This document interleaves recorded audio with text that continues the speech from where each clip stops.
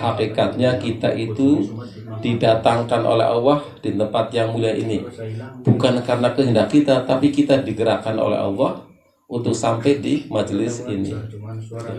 Kalau bukan karena Allah, tentu kita masih ada di rumah, ya, atau mungkin juga ketiduran atau juga lupa. Jadi kita patut syukuri, kita bersyukur kita ada di tempat yang baik, ya, di mana Yasin dibacakan, doa dipanjatkan. Yang senang tentu saja kita semuanya dan juga orang tua kita, termasuk yang sudah meninggal, Pak. Jadi orang tua kita yang sudah meninggal itu melihat kita. Ini kata Profesor Dr. Quraish Shihab, mantan Menteri Agama, mantan Rektor UIN Jakarta, ahli tafsir Quran, ya. Itu dia bilang orang yang meninggal itu melihat kita, Pak, menyaksikan kita. Makanya ketika dijumpai anaknya ada di tempat ini, itu orang tua senang, bangga, ya. Jadi apalagi nanti kita akan mendoakan orang tua kita. Jadi orang tua kita memantau kita, Pak, ya. Bahkan kalau orang torikot percaya kalau orang tua kita juga hadir, ya, suka datang. Torikot agak beda dikit, ya. Tapi kalau menurut Profesor Quraish Shihab, mereka tuh tajam pandangannya. Jadi melihat kita, ya. Dicari terus apakah kita sedang melaksanakan kebaikan atau kemaksiatan. Dicari, ya. Ya alhamdulillah kita ada di sini, gitu kan. Coba kalau kita ada di sungai malam-malam, tapi insya Allah orang tua kita juga bangga kalau kita ada di sungai, karena kita mencari nafkah malam-malam, ya. Sedihnya kalau di sungai itu pas maghrib, itu itu orang tua kita sedih. Makanya kita selalu harus melakukan kebaikan karena kita malu kepada orang tua kita, Pak, ya, yang sudah meninggal, malu, ya, gitu kan. Dan kita doakan terus, ya. Dan cara berdoa itu Allah sampaikan di banyak ayat di dalam Al-Quran, ya. Doa biar terkabul itu juga ada caranya. Istrinya Imron itu dia malah nadar agar doanya terkabul. Id qalat imratu Imrana rabbi ini nadartu laka fi batni muharraran fataqabbal minni innaka antas samiul alim. Jadi di surat Ali Imran itu istrinya Imran itu nadar kalau anak yang ada di kandungannya itu lahir, nadarnya apa? Ini nadarnya hebat, Pak. Akan dijadikan sebagai orang yang hikmat kepada masjid, gitu, ya, mengabdi, ya, ngurusi kiai, ngurusi masjid, bersih masjid di Baitul Maqdis. Itu sekarang nggak ada orang yang seperti itu, ya, nadarnya seperti itu, ada nggak? Paling nadarnya juga nanti kalau anaknya lahir akan begini, gitu. Mudah-mudahan jadi ini, kan, gitu, ya. Ini malah enggak. Jadi suruh ngabdi, suruh berkhidmat, itu nadarnya, ya. Dan itu melalui nadar itu dikabulkan, ya. Dan jadi doa itu akan lebih bagus diangkat dan dikabulkan kalau disertai dengan nadar, ya. Dan hukum nadar itu bisa menjadi wajib, ya, kalau kita mampu melaksanakannya. Makanya nadarnya itu harus yang baik-baik, Pak, yang baik-baik nadarnya, ya. Jadi kalau yang kira-kira tidak baik, yang kira-kira tidak sanggup, jangan nadar. Nadarnya umpamanya gini, kalau saya panen nanti kita yasiran di rumah saya. Nah itu kan kemungkinan bisa, kan. Nah itu yang seperti itu, ya, yang baik-baik lah, ya. Kalau saya sehat nanti saya mau bersih masjid dan sebagainya, ya. Jangan nadarnya yang aneh-aneh. Nanti kalau saya punya uang banyak, saya mau masih bagus, Pak, masih bagus bisa. Ya. Kami lagi anaknya Pak Lurah, nah itu jangan, karena itu menyusahkan, ya. Dan nadar juga ada yang wajib dibatalkan. Kalau nadar itu kemaksiatan tadi itu, ya. Kalau saya panen uangnya banyak, saya mau nanggap apa itu wayang, terus apa itu mabok, apa itu traktir minuman, itu wajib dibatalkan, gitu.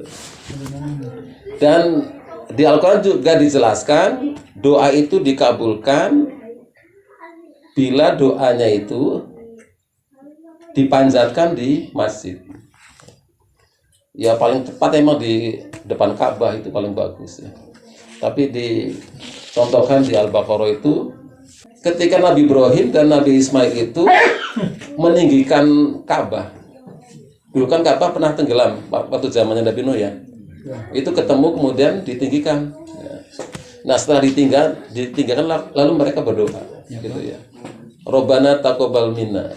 Ya Tuhan kami, terimalah amalan kami. Kemudian doanya dilanjutin ya. Kalau kita ya mungkin pas kita kerja bakti di masjid ya, itu doa ya.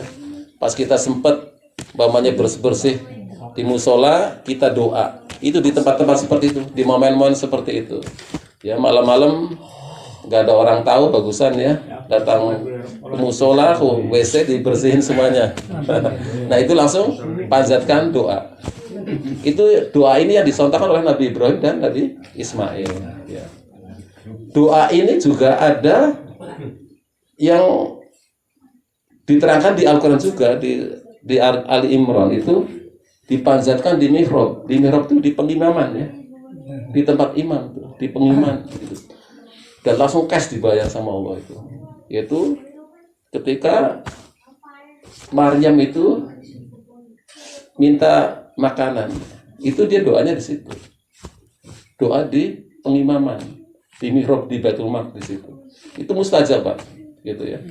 Jadi ketika Nabi Zakaria masuk ke mihrab, kaget. Ya Maryamu ana laki hada. Ya Maryam, ini makanan dari mana ini? Kaget ya, ada makanan. Huwa min indillah, kata Maryam, ini dari Allah. Nah, jadi Nabi Zakaria pun kaget, kok bisa ada makanan gitu kan? Bentuknya makanan Pak, tinggal makan, bukan beras, bukan apa itu, yang mentah-mentah, tapi sudah jadi tinggal makan. Itu dipanjatkan jatuh di situ. Ya. Gitu. Nah kalau sekarang ya kita cobain, bisa nggak?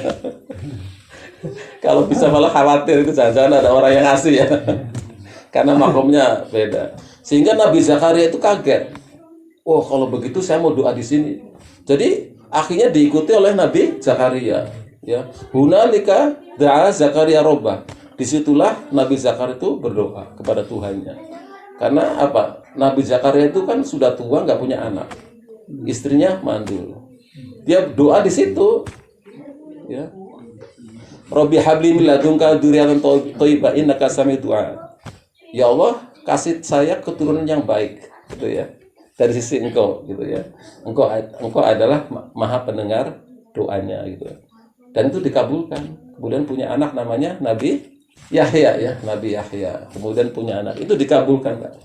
Jadi tempat yang bagus itu di pengimaman itu tuh doa itu. Kalau imam kan enak ya. Kalau kita kalau bukan imam kan gak enak, malu-malu Pak. Lagi sering masuk ke situ Pak. Salat tahajud di situ, doa di situ, gitu ya. Di pengimaman. Gitu. Doa juga dipanjatkan di lapangan ketika istighosa. Ya. Itu juga kes Pak. Yaitu ketika kaumnya Nabi Isa minta hidangan dari langit. Kan dia pengen nyobain. Ya.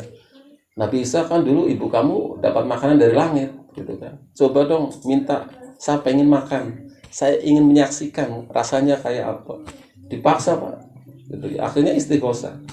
Kalau sekarang ada istighosa ya kayak gitu di lapangan, istighosa gitu kan, minta. Ya. Apa? Rabbana anzil alaina ma'idatan minas sama takunu lana 'idan li awwalina wa akhirina wa ayatan minka warzuqna wa anta khairur raziqin. Ya Tuhan kami, turunkan hidangan dari langit. Nah, gitu. Dan itu langsung cash Pak, dibayar cash, turun makanannya. Ya. Dan karena dari langit berarti kan makanan dari surga. Itu rasanya itu enak, mirip-mirip dunia tapi lebih enak lagi. Gitu. Jadi luar biasa gitu ya. Nah, jadi itu dicontohkan di dalam Al-Quran seperti itu Pak. Jadi kalau kita pengen doa dikabul, usahakan disertai dengan nada di tempat-tempat seperti tadi. Ya. Afdolnya memang di sana di depan Ka'bah itu bagus ya. Tapi kalau enggak ya di tempat-tempat yang itu. Kalau doa itu belum dikabul, mungkin ada yang belum pas cara doanya. Ya, kata Allah apa?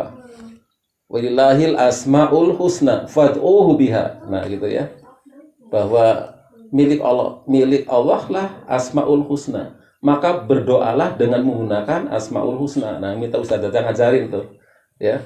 Jadi kalau doa disertai dengan nama-nama asmaul husna tadi ya. Gitu ya. Wasifin juga bisa itu. Ya. Itu minta diajarin. Itu disertai itu, Pak. Ya. Ya. Ud'u rabbakum tadurru aw khifyah. Cara berdoanya juga, Pak.